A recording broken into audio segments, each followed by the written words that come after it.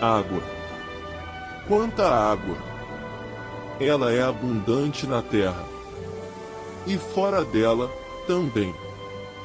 Ela predomina nos cometas, satélites e também asteroides. Até em anéis ela se apresenta. O anel E de Saturno é feito praticamente de gelo de água. Mas ela não é única, não é igual em todos os locais, e isso é um enigma.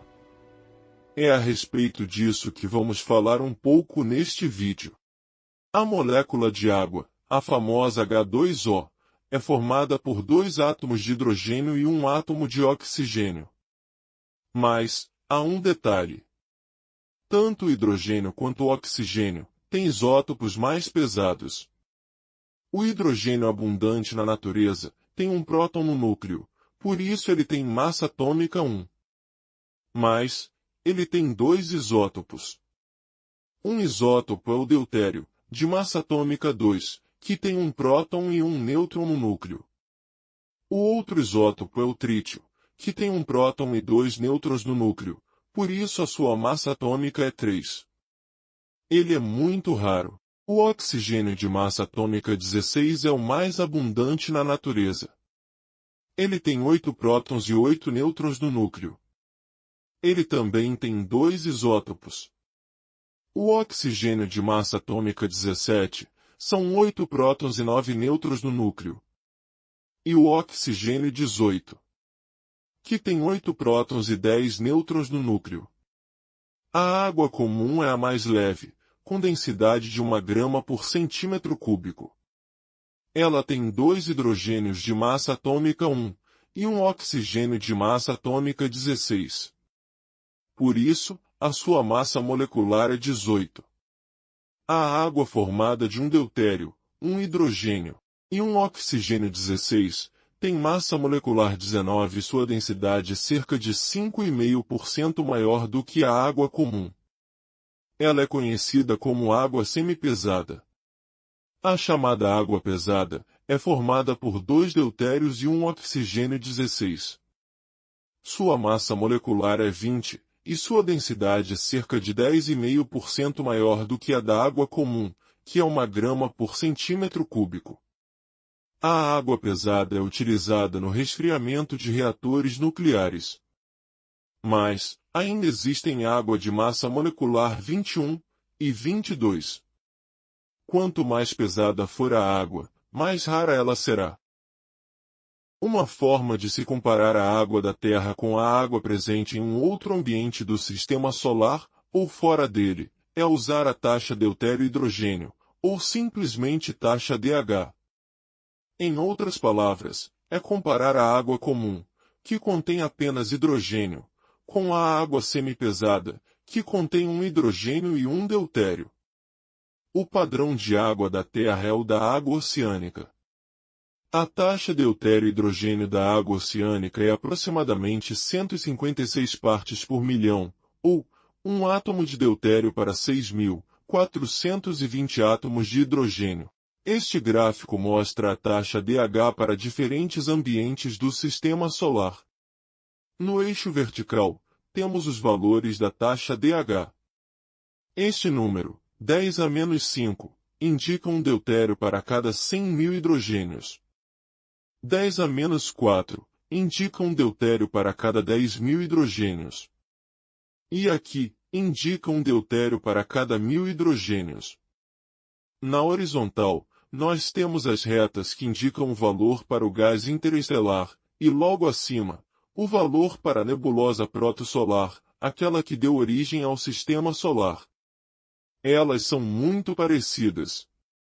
Acima, nós temos as retas dos valores para a Terra. O valor para o interior da Terra é menor do que o valor padrão para a água dos oceanos.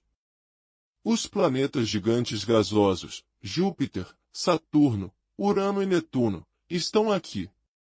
Os valores para Júpiter e Saturno são parecidos entre si e próximos ao da nebulosa solar. Já Urano e Netuno estão acima, ou seja, eles contêm mais deutério do que Júpiter e Saturno. Marte, que também é rochoso, está acima do valor para a Terra. Condritos são meteoritos rochosos que não foram modificados pela fusão ou diferenciação do corpo de origem. Ou seja, eles são os materiais mais antigos, e são provenientes de asteroides primitivos ou planetesimais primitivos que formaram a Terra. Os valores são diversificados, mas alguns tipos de condritos são muito parecidos com a Terra. A água contida neles veio parar na Terra. Nesta região temos os anéis e satélites de Saturno. Reparem como os valores da taxa DH são bem maiores que os do próprio Saturno. Titã, um dos maiores satélites do Sistema Solar e o único rico em nitrogênio, como a Terra, tem taxa DH muito parecida com a da Terra. Encélado, que jorra água através de geysers, tem água muito diferente da água da Terra. O caso de Feb é ainda mais discrepante. Proporcionalmente aos seus tamanhos, os cometas são os objetos mais ricos em água. Há muito se admite que foram os cometas que abasteceram a Terra com água, quando ela já havia resfriado. Eles são numerosos e passam perto da Terra, ou seja, eles podem colidir com o planeta. No entanto, nota-se que os valores da taxa DH variam muito entre eles, e são maiores do que o da Terra. Cometas da família de Júpiter são cometas de períodos curtos, diferentes do outro grupo que são cometas de períodos longos e muito longos que vêm da nuvem de Oort. O cometa 67P, Churyumov-Gerasimenko, tem valor muito alto de deutério.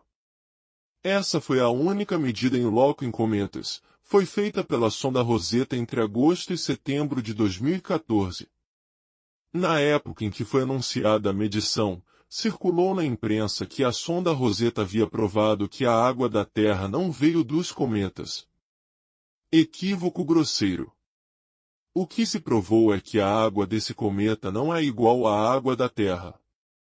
Como se vê aqui, vários cometas têm mais deutério do que a Terra. Mas, há cometas que têm água parecida com a da Terra. Como estes. E, o que se conclui deste gráfico da taxa DH de vários objetos astronômicos? Conclui-se que a água da Terra pode ter vindo de, pelo menos, duas fontes. Pode ter vindo de longe, de corpos que estão nas regiões mais afastadas do Sol. Neste caso a água veio de fora. Mas também pode ter sido trazida pelos planetesimais ricos em água que se agregaram na Terra em formação. Neste caso, a água tem origem local, já estava na Terra. Estava no interior.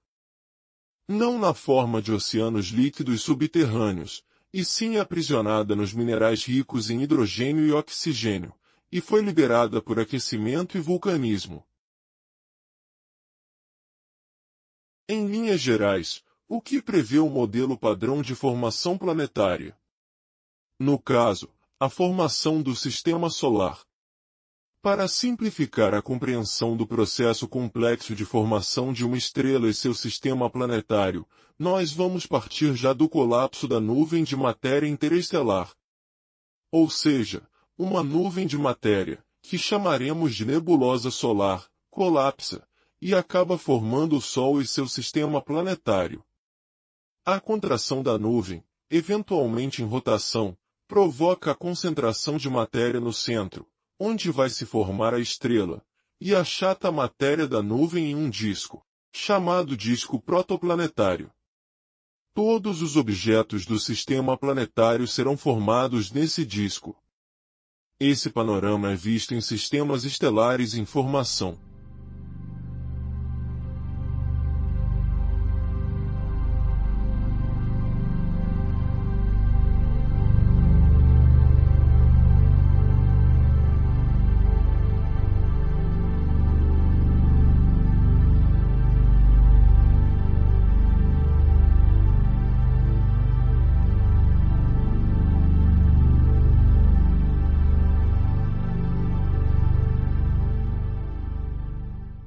Perto da estrela em formação, a temperatura é elevada. Naturalmente, essa região será rica em matéria sólida de elevado ponto de fusão e pobre em gás.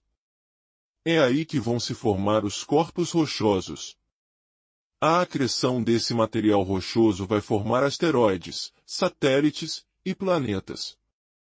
As regiões distantes da estrela em formação são mais frias, por isso são ricas em gases, além da matéria rochosa do disco. Em baixas temperaturas, os gases se condensam nas superfícies dos grãos sólidos. Esse gelo superficial facilita a colagem dos grãos, e assim vão se formando grãos cada vez maiores, depois seixos, blocos rochosos, planetesimais, embriões planetários e, por fim, planetas. É por essa razão que os planetas gigantes se formam mais rápido do que os planetas rochosos. Todo planeta gasoso tem em seu núcleo grande quantidade de rocha. Pode-se dizer que no núcleo de um planeta gasoso existe um planeta rochoso. Por acumularem massas elevadas, os planetas gigantes têm forte influência gravitacional na região em que estão. A massa de Júpiter é 2,5 vezes maior que a soma das massas dos demais planetas. Ele é tão massivo que seu baricentro com o Sol fica pouco além da fotosfera, que é considerada a superfície do Sol. Baricentro é o ponto de equilíbrio em um sistema dinâmico de corpos, onde a força gravitacional entre eles obriga todos os corpos a orbitarem em torno do baricentro. Júpiter é mais massivo que todos os demais planetas juntos. Mesmo assim, sua massa é 1047 vezes menor do que a massa do Sol. Genericamente, a massa do disco protoplanetário varia entre 10% a algumas vezes a massa da estrela. Quando Júpiter muda sua órbita, por decorrência da interação gravitacional com o disco protoplanetário, ele interfere na estrutura do próprio disco e altera as órbitas de praticamente todos os demais corpos.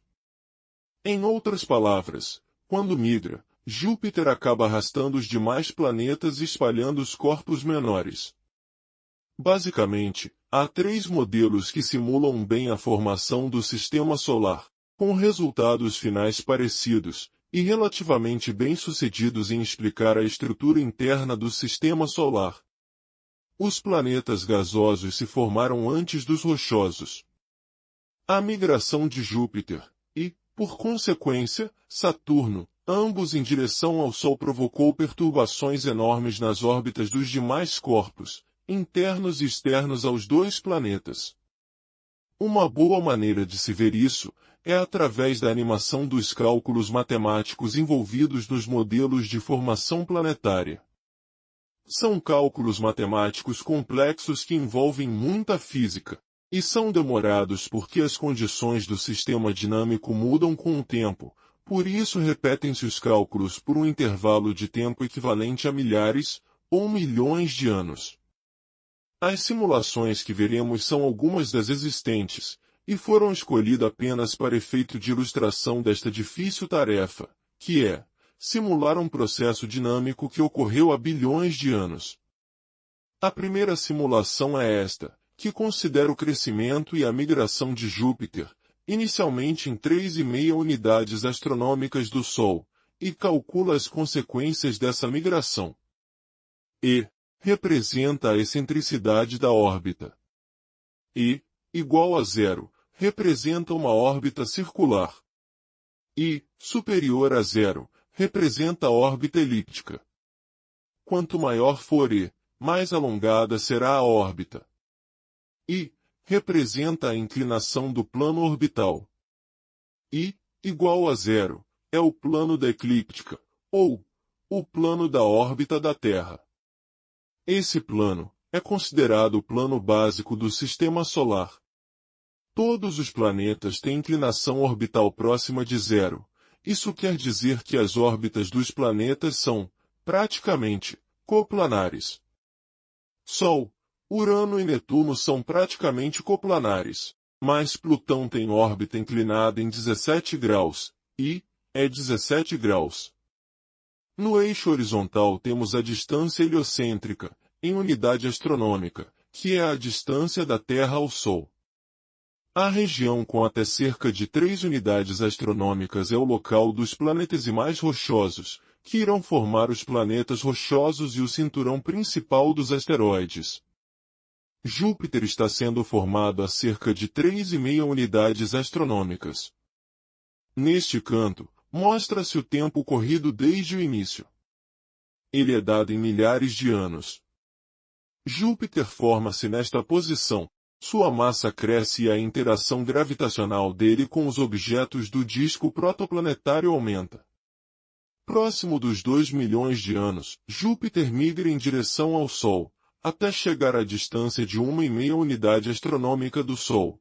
E, depois, ele afasta-se do Sol até chegar à sua posição atual. Nesse trajeto de ida e volta, Júpiter espalha corpos em direção ao Sol, assim como para longe do Sol. Essa migração dura cerca de 700 mil anos. Os corpos deslocados para dentro vão formar os planetas rochosos e o cinturão asteroidal. Nesse processo, os planetas rochosos adquirem massa de corpos que já estava na região interna, assim como massa de corpos que estavam em regiões distantes e frias, ou seja, a Terra foi formada assim. Outra simulação que podemos analisar é esta. Ao migrar, para dentro e depois para fora, Júpiter arrasta consigo os planetas Saturno, além de Urano e Netuno que não são mostrados nesta simulação. A migração para dentro e, depois para fora, ocorre por conta da interação gravitacional de Júpiter com a matéria do disco protoplanetário. A inversão do movimento migratório é conhecida como a Grande Virada ou Grand Tech em inglês. O nome dessa teoria é inspirado em uma manobra náutica chamada tacking, cambada em português, que consiste em mudar a direção de um veleiro colocando a proa contra o vento. Estas imagens são alguns instantâneos de uma simulação. No eixo vertical temos a excentricidade, e no horizontal, a distância do Sol. As cores representam a fração de água presente nos corpos, relativamente a Júpiter. Azul escuro é 100%, tão rico em água quanto Júpiter. Marrom significa rocha seca. No marco, 10 mil anos da simulação, Júpiter está em 3,5 unidades astronômicas e Saturno próximo de 4,5 unidades astronômicas. Eles estão acumulando massa do disco, e isso provoca espalhamento de corpos menores. Em 100 mil anos a situação mudou.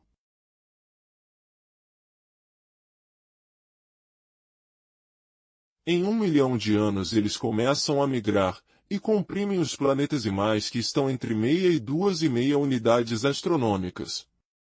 Em 1 milhão e 85 mil anos eles já atingiram a aproximação máxima do Sol, e estão entre 1 e 2 unidades astronômicas, encurralando os corpos que formarão os planetas rochosos.